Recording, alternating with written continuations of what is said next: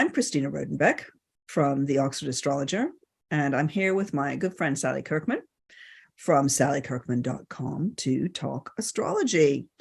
We're going to talk, obviously, as we always do, we're going to discuss the month ahead, the astrological month ahead. We're going to have a look at the past month, and generally sort of meander around the zodiac in a conversational yet informative way. And if you're interested in more from either of us, we both do horoscopes, monthly horoscopes, and weekly. Sally does a weekly horoscope. These are subscription services. But have a look at our websites for more information. That's the Oxford Astrologer and Sally Kirkman. Sal, how are you? Hello, Christina. Hi. Nice to see you. How am I? Well, I'm hoping that life improves, actually. It's been, God, this Mars retrograde I did not enjoy at all. It's been under the cosh with work a bit, with writing, but also I got ill at the start of the year, and it's still lingering on a bit. I mean, it's been 2 weeks now, and so energy levels really, really low. And I think that for me, Scorpio, Aries rising, the two Mars star signs, it's always a tricky time, and yeah, it's been a struggle. And I'm just looking forward to we're talking while Mercury's still retrograde, a couple of more days to go. But then hopefully this new month will bring this sort of fresh energy personally, as well as kind of in other areas too. So it has been hard. What about you? How's it been for you? Well, as you know, I took a journey into the past. Yeah. It seemed to me a good thing to do with Mars retrograde in Gemini, and Mercury.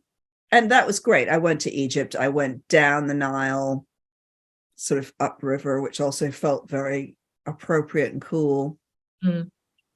And we all had a wonderful time, I have to say, in Egypt, and really enjoyed it. Really we did all the tourist things. We looked at a lot of temples, which was the point, really, was to look at temples. And that I got, really, it's just amazing to be in a place where history is so long. You're looking at something that's thousands and thousands of years old. Yeah. And you're also among people who look exactly like the people on the tomb paintings, so there they are. So it's like being in a place that's very, very alive, and that's been there a very long time. And Nile itself is incredible. In Upper Egypt, not so much in Cairo. Well, in Cairo it is too, but in Upper Egypt, it smells delicious. It's got full of fish. It's full of life, and you feel it as this incredibly powerful, life-giving force. I'm not sure what that's got to do with Mars retrograde in Gemini. Well, going back into the past, history, taking a journey, and also into my own past, because I grew up in Egypt. So it was kind of wonderful. And then on the Mercury retrograde, of course, that was the day that I had to return. And I inadvertently, because I had to start off early in the morning, put my trousers on inside out. Which I thought was really that. That's lovely. I put my trousers on inside out. And and we all got upgraded on the flight. Well, very kind of surprising to me, but someone told me afterwards that wearing your clothes inside out is the way to stop the fairies doing stuff. So I wonder if I'm just going to do that at the beginning of every Mercury retrograde, or during a Mercury retrograde, just wear my clothes inside out the whole time. Or when you're about to get on a plane, and then they might upgrade you. Who knows? It's like what those footballers, right? Who have to wear, pink underwear or something every match. Interesting. Well, I have to say, I've never heard that about wearing your clothes inside out, but yeah, it kind of fits in a way with this. It's been topsy-turvy and upside down, I think, with both Mercury and Mars, retrograde for starting the year. And it's been a slow start for many people, I think. And interesting, I had a meeting with my retreat group on New Year's Day, and there was 3 of us who were ill It was the Gemini, Mars retrograde in Gemini, the Aries and the Scorpio, the two Mars ruled star signs, which I just found very amusing, actually, because it was kind of like, you know, those are the star signs that I think have struggled most under this Mars retrograde phase. And also I had an interesting chat. I mean, there's been so many synchronicities around this with my Gemini tour guide friend who's had an unusual amount of work. She normally works a bit over Christmas, but this time of the year there's been a huge amount. She said to me, Sal, it's been mental, which I thought was great for Mars retrograde in Gemini. And I said, when does it start? She said January the 13th. So you know, the day after Mars switched direction, she finally gets a break. So many kind of showings of this Mars retrograde. Definitely, you know, it's been really, really kind of vivid and quite dramatic, I think. Yeah, I mean, it's been very hard to, you know, I think there've been a lot of issues around mental health. I think I probably said this last time, and this Mars in Gemini, things coming out, people realizing that they have certain problems and trying to deal with them. A lot of discussions around stuff like that. And of course, the big thing with this Mars Mercury is not the big thing, but one of the big things in this country. There are many other stories. Okay. I'm just going to say Prince Harry in lowercase letters, but that to me is also part of the Mars retrograde and Mercury retrograde. Yeah. Energy. Showing up so much in his chart. Showing up in his chart. And he is going with this book that he published on the 10th of January. He's going back into the past to write his version. To have his version of the past written, and that feels to me a very Mercury retrograde thing to do. And Mars and Gemini, which is Gemini is the sign of writing and communications, and of course Mercury is the planet of writing and communications. So both of these things retrograde. It was interesting. You know, it's been a whole rehashing of history in the same way. You know, I went back to Egypt and looked at temples. And the British tabloid press has gone back to, you know, 1997 and looked at, you know, Diana's death has come back. It's been a very ghost-ridden time, actually. I would say more when Mercury went retrograde. So this January period. Yep. Like that. And the ghosts of the past have come up. I mean, every time that, you know, the big quote that one of the quotes people are taking from that book is when he talks about the play Hamlet, which is all about a prince and a ghost. That's how it starts. Yeah. Have you read it? I have not. I have read some extracts. Okay. I'm not, as you, I mean, I'm like you, Sally, in that I don't want to immerse myself in it too much. I find it a story that it's about real people. And they have real feelings. And one doesn't want to sort of poke that too much, but the astrology is so astonishing, and the archetypal mythology of the whole thing is so astonishing that it's very hard not to be at least slightly fascinated by it. Yeah. And, you know, that again, just thinking about the Mars Gemini and it all coming out on this, you know, as Mars turns direct in Gemini, Mars in Gemini is using words as a weapon, which has been very true. And also Gemini is the star sign of siblings. Yeah. Isn't it? It's been this massive rift between the two siblings. Gemini's the twins. So it's this theme of duality. So, you know, there's just been, again, these really quite obvious showings of how the astrology is completely synchronous, in tune with what's been going on. Are we going to have a quick look at his chart? Just sort of as... back to that thing about siblings, though, I just want to add, I mean, I think that's so true, you know, the sign of siblings, but also Mercury is a planet that we associate with siblings. Yes. Mercury in Capricorn that's going backwards, Capricorn being the sign of the establishment. So these very posh brothers are having, you know, there it is. That's the story of a pair of brothers. It's the story of the younger brother. Yes, we are. I'm just trying to figure out how to do that. Share screen. This is for those of you who are watching on the video.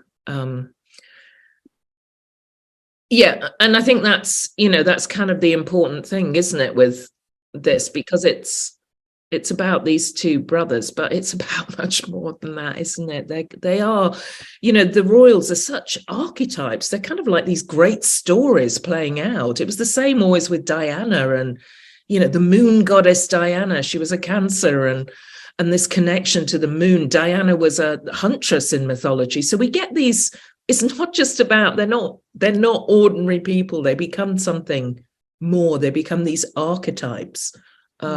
Which I think is, you know, is quite incredible. It's incredible how it works, synchronizes with the astrology. And these charts that I've put up, so I've put up on Harry's chart. Harry's progress chart is the next ring, and the transits of the 10th of January when he published this book. And I wrote a tiny thing on Instagram about this because it's so quick and easy to see what's going on astrologically. But just even on the day of the publication, you know, the moon comes into Virgo, which is Harry's sign. It's also a sign that's about words, you know. And the big one that I found really quite extraordinary was the progress chart, which is the second ring up. In astrology, astrologers to have a system which is called progression, right? Which is you move the planets forward in a person's chart for every year of their life. It's a year. It's called a year for a day, and it seems to work very, very well. Especially, I would say, the older you get, the more significant it becomes almost. And by progression, Harry's sun has changed signs recently, and this happens only about every 30 years that you have your progressed sun change sign. So it's moved from Libra into Scorpio. So his progressed sun is at 0 Scorpio now, where it makes a conjunction to his natal Pluto, which is at 0 Scorpio. And he has dropped a bomb on the royal family, on the monarchy, whatever way you put it. He's dropped his bomb. He's dropped his Pluto, powerfully placed in Scorpio bomb, and he's done it now. There's no going back. Whatever anybody says, there's no going back from this.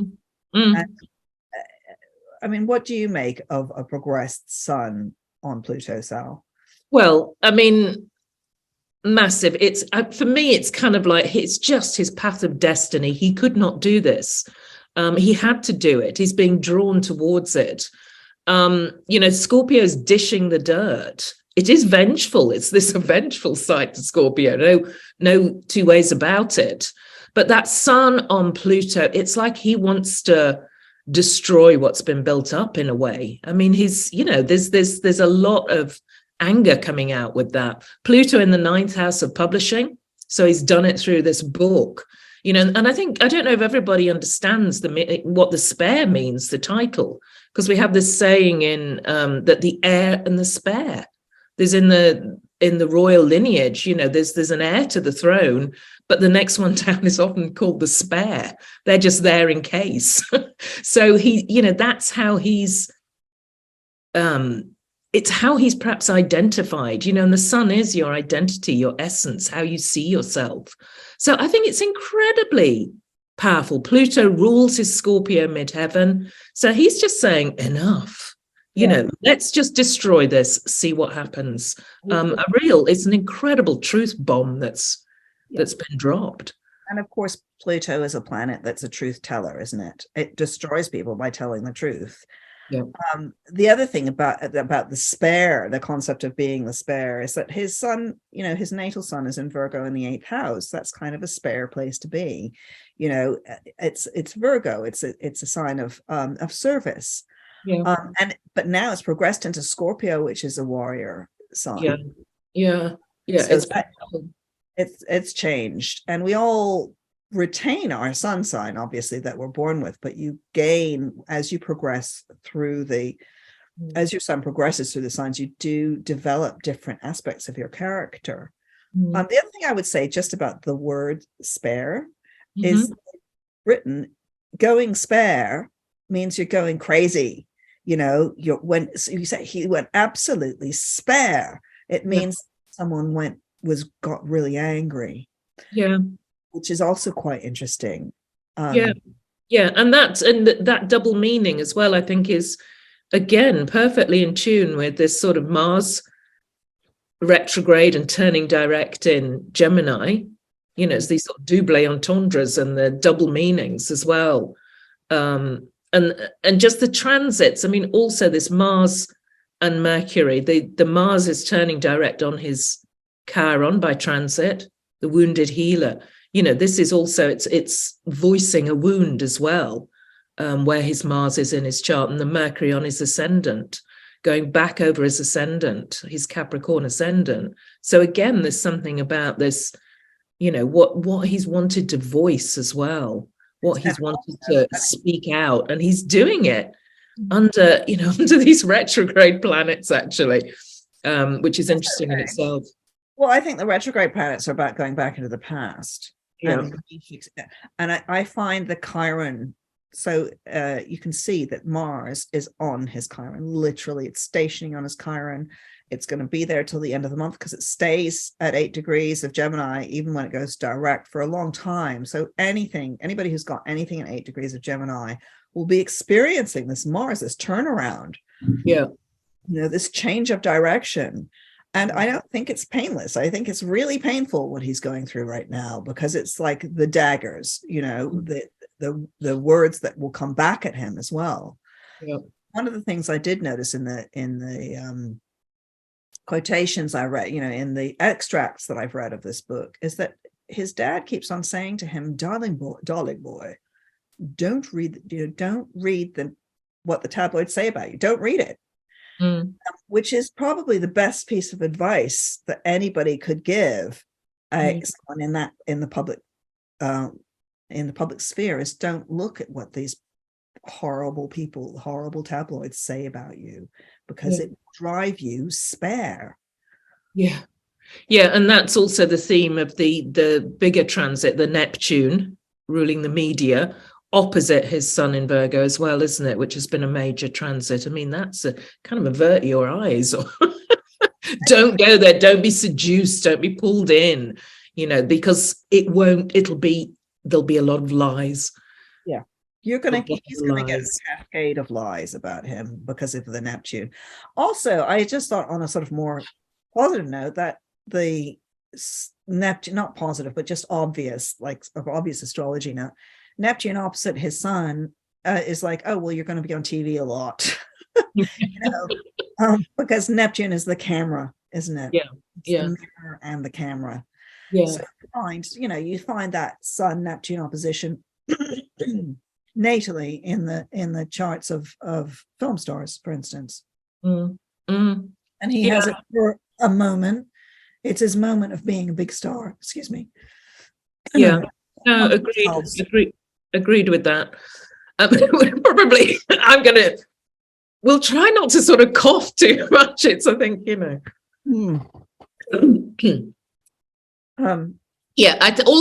The other, what's been going on, I think, and with his chart as well. I mean, we've got this really interesting point, because we're about to move into Aquarius season. You know, Aquarius leaves behind Capricorn, which is the establishment, tradition. We're moving into Aquarius, which is progressive, future oriented. You know, and in a way, I was thinking, is there anything that shows in that with what's been going on with Harry? And not at all. There's not an Aquarius flicker in there. It's not about that. It is about the past, actually. I think it's about the past and the establishment, and it's very much caught up in what's been going on this past month, you know, the months we're leaving behind. And we are moving into this kind of the new phase. And also, I think, as the sun leaves Capricorn and moves into Aquarius, which happens on, I think it's the 20th of January, we're starting to get this inkling of what's going on with Pluto's big move from Capricorn to Aquarius as well. So, yeah, I mean, Harry, this theme of Harry and what's been going on, it's about something else, actually, I feel. Oh, it's about the end of Capricorn.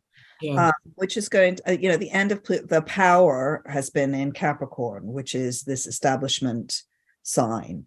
And Yeah. it's up and down hierarchies instead of flat ones. And Pluto will be moving into Aquarius. We'll have a glimpse of that from March to June this year. But it takes a long time. This big tug of war between the establishment and what's coming next, which is a more egalitarian structure. Right. Of a structure of government, probably, it's a more egalitarian structure of government. And there's nothing more Capricorn and hierarchical than the royal family, frankly. Yeah. And I think that, I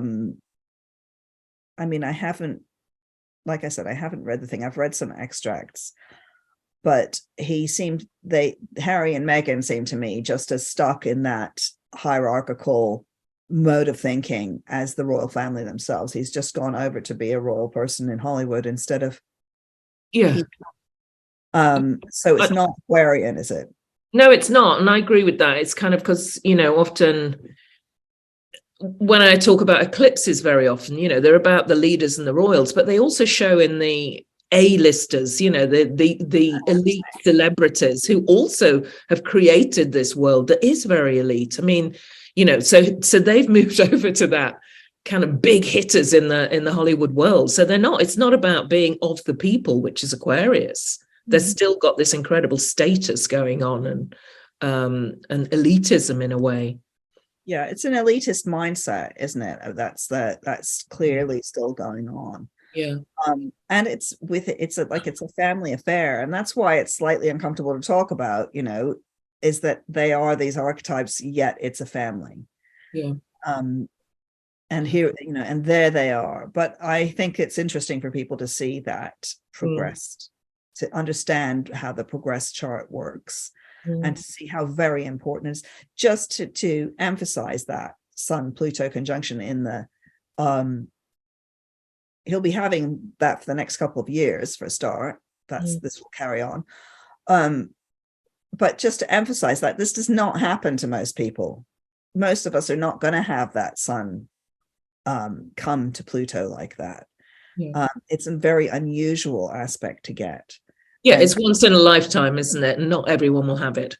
It's like, that's it. Once in some people's lifetimes. And it is about the destruction and reconstruction of the ego as well. It's Pluto raises to the ground, and then it's that symbol of the phoenix, isn't it, and being rebuilt. But you have to pull everything apart, you have to destroy everything to be able to rebuild. It's a real it's a powerful transformation, powerful personal transformation that takes you down to the pit and then rebuilds you. Often people with Pluto can, when people say, oh, you're going to have a transformative time, it's kind of like, well, yes, but you're going to go to some deep, dark places on the way. It's not just let's all transform nicely and superficially. Pluto is it raises. it is the destroyer. So powerful time. Yeah, and that's why there's no going back from this for him.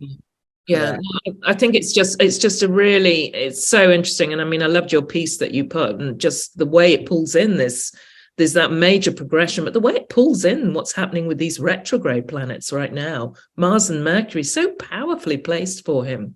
So turning points. We're moving on, aren't we? Turning points. Well, I do think I'm going to stop the share now, because I think we've had enough of Prince Harry. Goodbye. I feel that he's been literally the other thing that makes me, one more point I would make is it does make me also think about Dionysus and his followers who tear people apart, who tear the king apart, which some astrologers would associate with Neptune. And again, this is one of the functions of the tabloid media in this country, is it tears people apart. And the media is associated with Neptune also, and scandal, at his son. So it's it's a frenzy in this country. It's been a frenzy.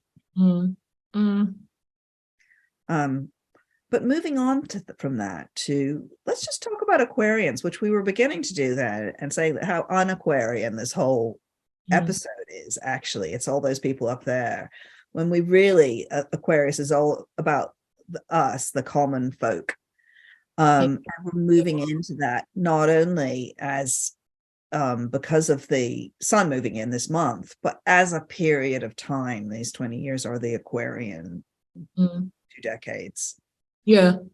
Yeah, and I think we should really be noting what happens each time the sun moves into Aquarius now, because it's kind of, when the sun's moves in, it's triggering that point, the Jupiter-Saturn conjunction in Aquarius, which is, December the 2020, starting this new 20-year chapter. Keep watching what happens when the sun moves into Aquarius, as it does on January the 20th, because it re-triggers that point.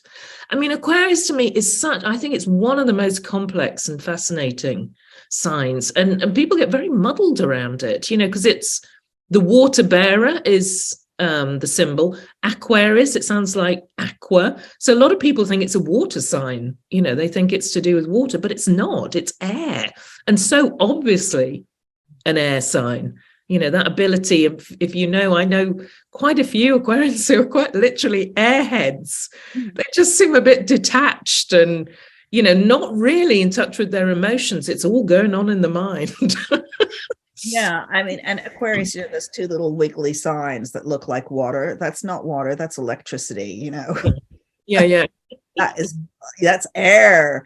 And it's a fixed air sign. That's what's so strange. Is what does fixed air mean? Is that electricity? What does that mean? It's a very curious sign. It's got the dual rulership of Saturn, which is all about rules, and Uranus, which is all about breaking rules. Yeah. How does that work out? And I think that Aquarians, even if it's just your sun in Aquarius, you do, part of your lifetime thing is figuring out how you can be both a rebel and a conformist, how you can be a rebel yet part of a group, how you can be that dual nature working. It's never really talked about as a dual sign, but I think it has a very dualistic nature.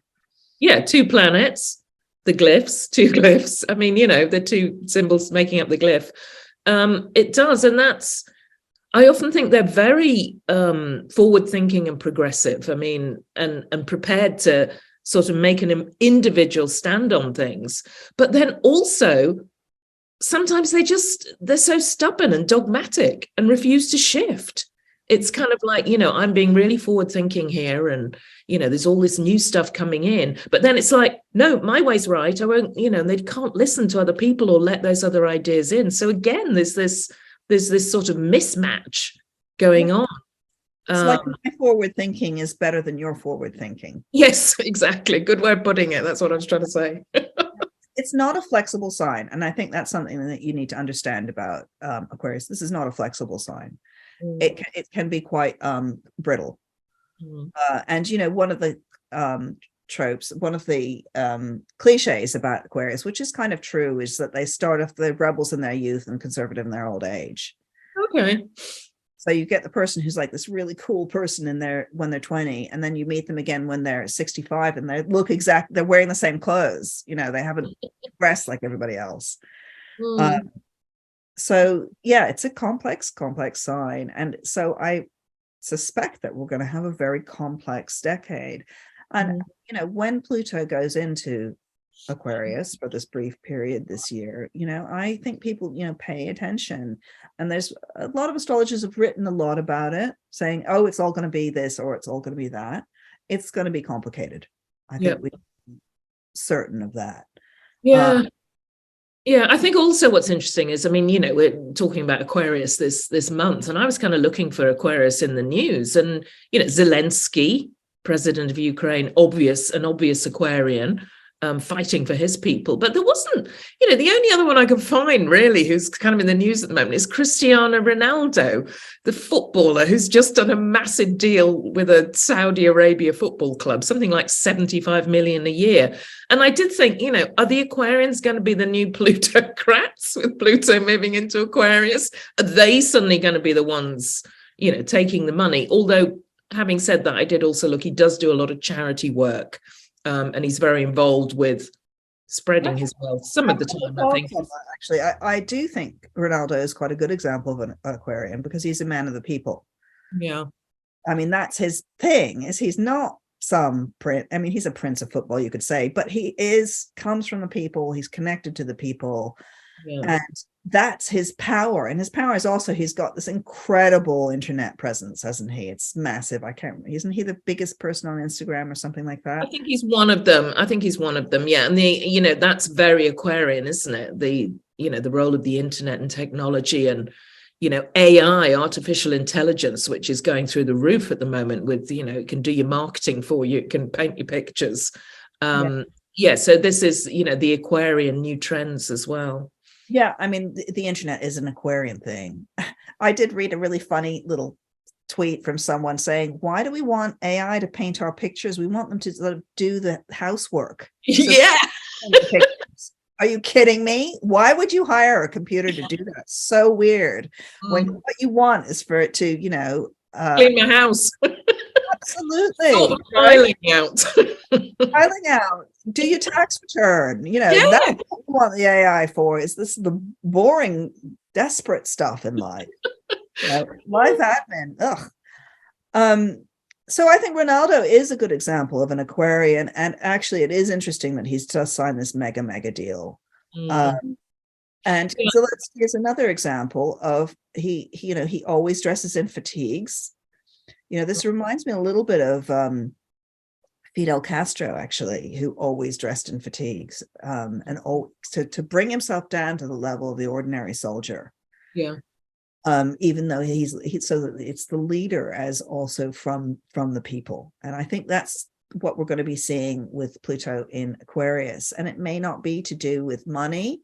It may be to do with power, which is kind of a different thing. And we're seeing the end actually of this era of these Capricorn people who are, the one we talked about. The first thing that happened in 2000, one of the first things was people started talking about the 1%, didn't they? Which we hadn't sort of figured out up until then. Oh my God, the 1%. And we also realized, for example, who's polluting the planet? Only however many companies it is are the worst polluters. They do most of the pollution.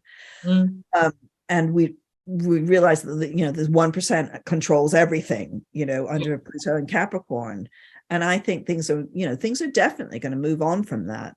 Yeah, they have to. The system is completely and utterly broken. When there was just an article I read today about, there's the money that's been created in the last couple of years, 1% have it. Trillions, 200 and something trillions, 1% are holding it. The system is broken. That is not equality. That is not going to solve the problems of the world. No. And when you see something like that COP ridiculousness going on, with all those private jets coming in to talk about climate change, you just think, please just stop it. Do you think we're stupid? If you guys were serious about this thing, you would, ban plastic tomorrow. It's easy. You would all travel overland to the conference. Yeah, you would have to show that you're making a difference. Oh, we're getting a bit feisty here, Christina. Do it on Zoom, on Zoom, very Aquarian. The Aquarian way to communicate with that is over the internet. You don't need to have your meeting, whatever. That's just a jolly. We all know it's just a jolly, don't we? It's a jolly. It just boosts their status, doesn't it? Kind of, staying in swanky places, flying by private plane. So we're talking really this move from Capricorn to Aquarius, that I think we should get the new moon up, because as soon as the sun moves into Aquarius, we have a brilliant new moon at 1 degree of Aquarius. So that's on January the 21st. And, if any of you have been feeling stuck as 2023's got going, me, lots of you, I imagine, we've got more turning points. Mercury turns retrograde on the 18th when this podcast comes out. Then we have this sun moves into Aquarius and a brilliant new moon taking place on 21st of January. So, there's a sense that now's the time to get moving. Now's the time to set some intentions on this new moon. And it's an energy reset in my eyes. I'm needing it. No, I agree with you, actually. I think it's a fantastic new moon. I'm really excited about it. And I think one of the things I think we need to be doing just in those 3 days, because this goes out on the 18th, doesn't it? Before the new moon, is like finishing off as much stuff as you can. right? Because this new moon is the restart, is the start of the year. Off we go into the new year. It's on that very sensitive part of the chart, which is the 0 to 1 degrees of Aquarius, the new decade. It's exciting, and it makes very nice aspects to Jupiter. It is exactly opposite to Lilith, my friend, over in Leo, which could be good, could be bad. But it's a power, and it's also still, even though it's out of sign, it's still making conjunction to Pluto, so it's pulling that Pluto into Aquarius. Yeah, it is actually, isn't it? It is pulling it in. Yeah, it's like, come on, let's try. It's kind of like, come on, Pluto, let's try something new. Yeah, and Pluto's like, yes, please help me out of this, this Capricorn Get me out of this hell I've been in. This hell of my own creation, you know. Yeah, so I think it's a really good new moon. I think obviously we could say it's fantastic for Aquarians, you know, to be having this fresh start. Great for all the air signs, Gemini and Libra. This is a wonderful fresh start to the year. And I would definitely, you know, if you're into ritual, I would do my mega new moon, bury the past, start the future ritual now on that 21st of January. So the exact time, according to my thing, is 21:53 GMT of that, when they actually make the conjunction, and then it's after that that the newness starts. Okay, I make it 20:53 in mine.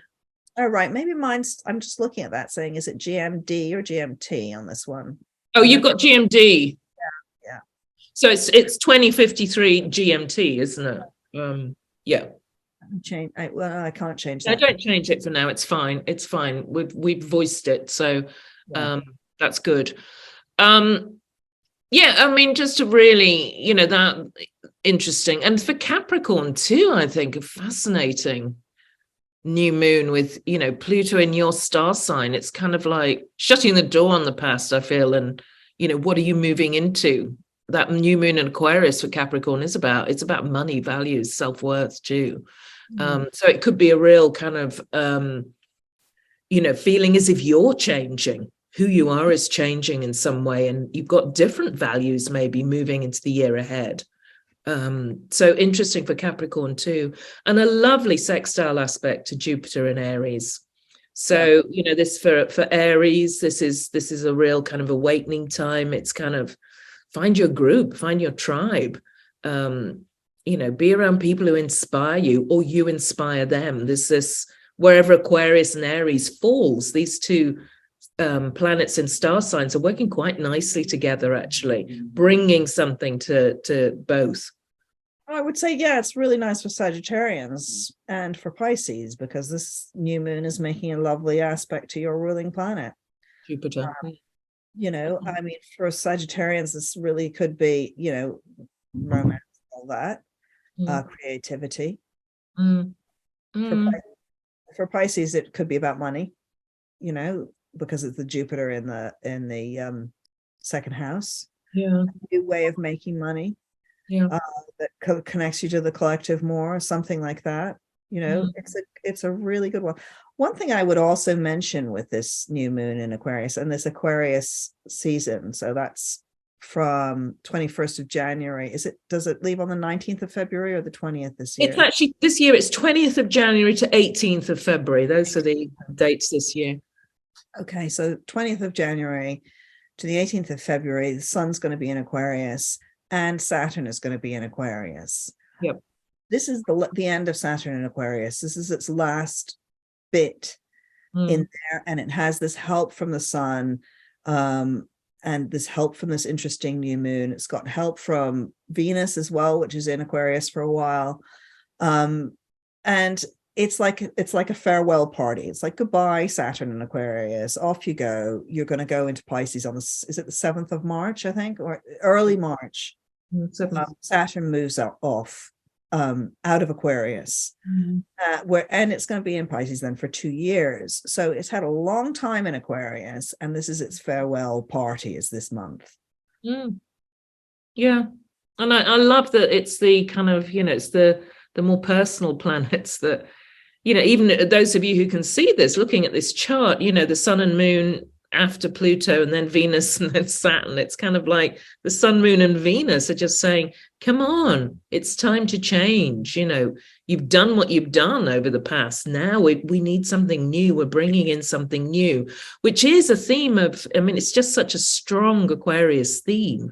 You know, let's be forward thinking. Let's be future oriented now. What's not working out needs to change, needs to shift. So very powerful chart, this, I think, and it will be interesting to see what happens in the world on or around this new moon as well, because I think that's going to give us inklings of what's coming and what next as well. Yeah, and it also makes a very nice trine, by the way, to that Mars in Gemini. Yeah. You'll note from this, from people who have got the picture, will see that it's still at 8 degrees on the 21st of January. You know, there's that Mars still sitting there. And it's been at 8 degrees since the beginning of Jan, really, or the end of December. So it's been drilling down into that. But now it gets the beautiful trine from the new moon. And it's like, right, now we can really start setting off on our path, whatever Gemini does in your chart, whatever that Mars path has been that you've been digging around and looking at, wondering about, you know, and I think it's helpful, again, for people's mental state. You know, it's like a refresh feels this new moon, and the week afterwards as well, because when does Venus leave Aquarius? On the 27th. Yeah, so we've got 27th Venus of Jan. We've got Venus for a while in Aquarius, and I think that's very helpful too. Yeah. I mean, I think it's, you know, also this Mars, it really gets going in February and March. I mean, Mars stays in Gemini until the end of March. So, you know, I think this is the time for kind of looking at the problems or the issues that this Mars retrograde has caused and coming up with ideas, talking to people, finding ways to sort things out. And see what next. For Gemini as well, you know, this new moon falls in one of the future sectors in a way of your chart. So, you know, it's a time to sort of expand your horizons as well and look at what you want to learn, look at what you want to explore in life. It's opening things up from being too internal. It's like, it seems to me like getting out the mind and getting into the world in a way, and having support from other people in doing that. It's a really lovely new moon, this. I'm very happy with it. And the other important thing to say about this new moon is that the following day, Uranus turns direct. Oh, yes. Important. Yeah, because it's actually, Uranus is one of the rulers of Aquarius, as you know. Yeah. Boom. It's turning around and turning. So we have, you know, this month we've had Mars turn direct in Gemini, an air sign. We've got Uranus, which rules an air sign, turning direct, which rules Aquarius turning direct, and we have Mercury turning direct. So we've got this sort of forward motion that's beginning to happen, that's happening this month. It'll off next month, I think, in end of February, March. But that Uranus direct is important. It means it's stationing it in mid-Taurus. And it's important that it happens the next day to me, just symbolically. It happens the day after the new moon. It's like, okay, let's go. Let's go forward with our ideas, because this is Aquarius is a sign of ideas. Yeah. I mean, quite impressive for Taurus, that, isn't it? New moon in your career vocation sector, Uranus turning direct in your star sign. So if you've been waiting to make a move or be spontaneous, take a risk, it's now. Also, the other thing I just want to say about that is once Uranus is direct, all the planets are in forward motion for the next 3 months. So there's no retrogrades. It's the sense of things are starting to speed up and accelerate in a positive way. It's a very busy spring, isn't it? After this. So we've had this, people feel like it's a very slow start to the year. Yes, it is. But now it's going to sort of really speed up and gather momentum, because some planets like Jupiter is moving really, really fast. Yes. We just haven't felt it yet, or you may have felt that urgency but been unable to act on it.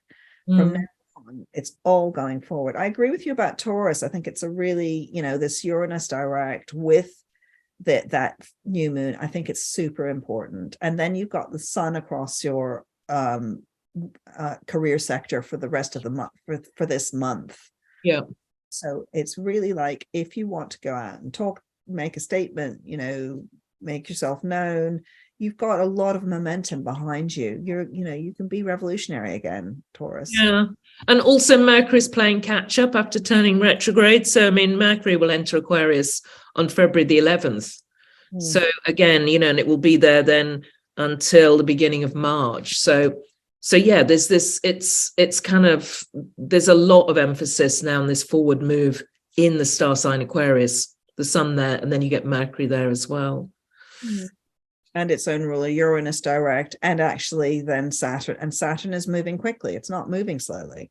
It's got quite a few degrees to get to Pisces now, and it's in a rush. It's rushing out of Aquarius. There's just a few other things to mention, I guess, just to point out that I'll stop the share that Venus is going to be in Pisces from the 20th, which is pretty nice. Yeah, and it will be there, won't it, until the end of this month. It's, when does it move on? It moves on the 20th of February. So the whole time then that the sun is in Aquarius. So it'll be in Pisces for Valentine's Day on February the 14th. Quite nice and romantic. Anyone who's... Valentine's Day is usually so awful, isn't it? Not awful, but so romantic astrologically. This time, yeah, maybe a little slight twinkle in the eye. Slight twinkle, and there's a Venus-Neptune conjunction in Pisces on the 15th. Just saying, that's quite romantic too. Very anyway. It's quite romantic, isn't it? Especially if you're, one of the water signs. Yeah, that's lovely. That's that's kind of heart connections, isn't it? It's emotional connections too. I mean, Venus loves being in Pisces. It's the boundless sign, and Venus represents love. So it's about unconditional love at its best. Love doesn't want to be constrained or held back. It wants to love everyone and be loving, and double unconditional love, isn't it? With Venus in Pisces and Neptune in Pisces, that's always an important day when those two make a conjunction for lovers everywhere, and for peace. Maybe there'll be, who knows, some sign of peace.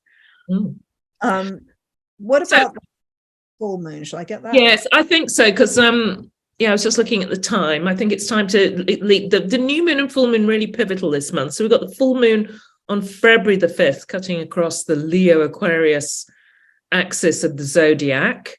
And it's the culmination of the moon cycle during the full moon.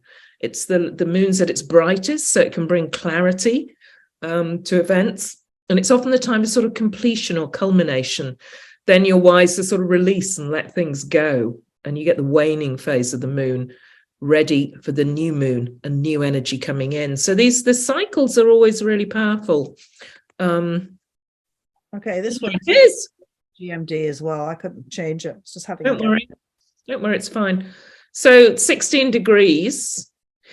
Yeah, it's interesting, isn't it? It's in the middle of the star sign, which means straight away you remember that Uranus turned direct in the middle of the star sign at mid degrees Taurus, which means that you've got Uranus in a T-square to the sun and moon. Incredibly dynamic. Yeah. I'm a bit of a Uranus fan, because I think Uranus really gets things going, and I quite like change.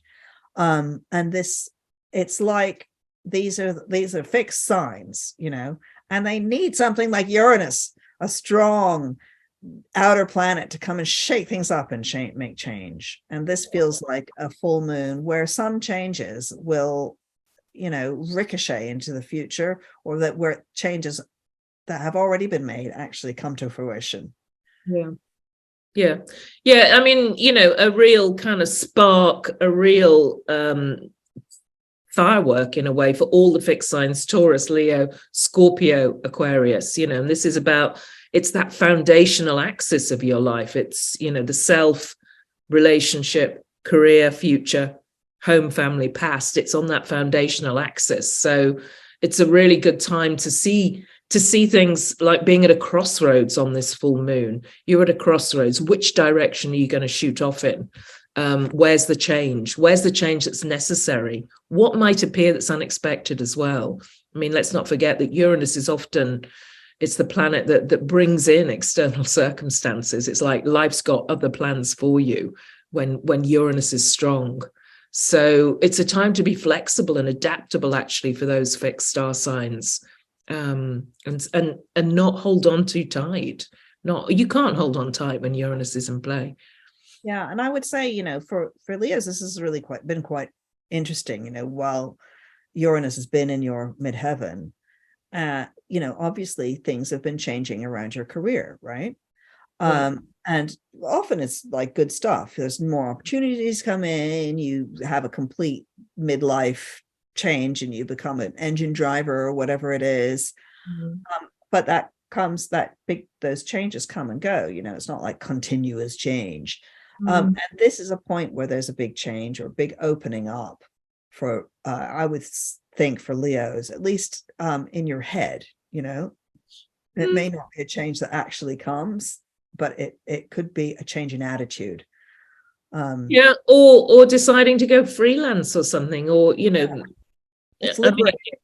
It's liberating. Also, you know, the other star sign, which I don't think we've spoken about yet, is Cancer. For Cancer, always, you know, if you're a Sun Cancer, Ascendant Cancer, follow the new moon and the full moon, because the moon is your, you know, she is your planetary body. She is your star. So these times in the month are always really key. The full moon can be quite an emotional time for Cancer, but a time to really tap in and trust your intuition. And it's also about values, self-worth.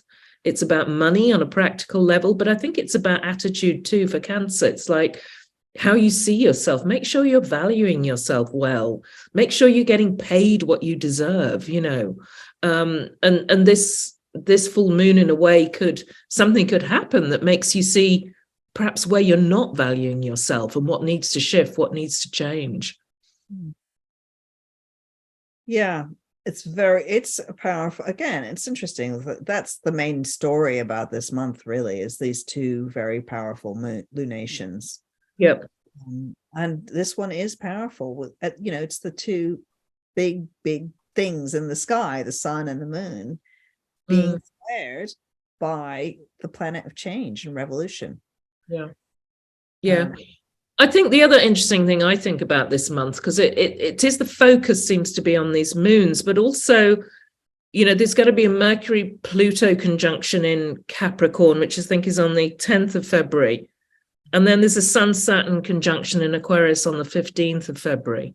So again, I think we're really seeing this month about what this bigger shift is that's going on. It's like what is coming to an end and what is new that's beginning. It's a really powerful time, I think, for a lot of the star signs to, you know, look at the past. What are you leaving behind? Kind of look to the future. What do you want that's new? And it feels like a bit that's the major theme of this month. Closing doors on the past, you know, and seeing what's coming in that's new. I agree with that. I mean, I do think a lot of the doors will be closed in January. Yeah. Because I think that actually, as we move, just the sun moving into Aquarius is already like, right, bam, off we go, you know. But then, as you say, Mercury has to say farewell to Pluto, and the sun has to say goodbye to Saturn in Aquarius. See you in Pisces, sun. Can't wait. So, or see you in Pisces, Saturn, you know, so they're going to have another rendezvous next year when the sun's in Pisces. Yep. But the sun is paving the way for Saturn to go into Pisces. Yeah. So that'll be interesting. And next month is just huge in terms of shifts. And this month is finishing some stuff off, but already moving into that future in a slightly, you know, getting ready. You know, you're packing your bags. Yeah. Yeah, and getting support, getting people around you. I think that's always important in Aquarius season. You know, there's Capricorn season is very often about hibernating. It's about being on your own at home or, you know, hunkering down. It's more about that winter retreat and hibernation. I think once again, the sun is in Aquarius. it is this find your tribe. It's like be out in society. Life isn't about being individual, actually. It's about all these connections that we have with other people. I mean, it's when people often say, what's the most important thing about life? It's people. It's not, the stuff. It's the people and the connections you have. And the sun's move into Aquarius reminds us of that, to connect.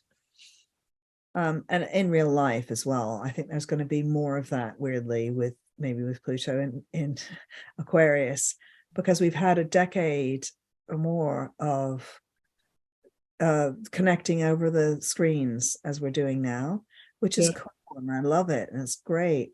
But we begin to yearn for that for the life in 3 dimensions, right? Yeah. It'd be interesting to see if that's a change. Yeah, and maybe we get that with Aquarius, maybe we don't. You could just stay on Zoom and not Cops should jolly well be on Zoom, you know what I mean? Yeah. It's not a kind of huggy, affectionate star sign, is it really, Aquarius? It's connecting, it's different kind of connections.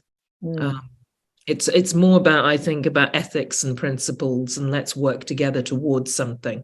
I mean, that's often what brings people together in this kind of Aquarian age. It's what we want, what we believe, what we stand for. And for sure, it's going to be about kind of global networks as well, isn't it? Yeah, it is. And about the hive mind. I mean, that's the connection, the hive mind being the internet, how we're all connected on this thing now. And there are corners of it that are dark and corners of it that are light. Yeah, it's extraordinary. It's an extraordinary thing, isn't it, really? Oh, it's incredible. And it's only grown out since 2000, really, when Uranus and Neptune went through Aquarius. I mean, this is to remind everybody, Uranus and Neptune went through Aquarius, and that's when this internet thing grew. The hive mind grew. And now Pluto's coming into that, and some people, will it be destructive? Well, certainly there's going to be some destruction, but there may be some rebuilding, and there may be some more truth telling about this hive mind that's been created in the last 20 years. Interesting stuff. Interesting. So how are we doing? I think time-wise we need to stop. Okay. But next month is like a very big month, I would say, astrologically speaking. So I hope that people will come back and listen again, and see what we say when we look at when we look at March. Well, yeah, because we'll have Saturn's move into Pisces during Pisces season, don't we? And then Pluto will move into Aquarius during Aries season. So the next 2 months are kind of pivotal. So please, do come back, listen in, share the podcast far and wide. And we look forward to catching up with you again next month.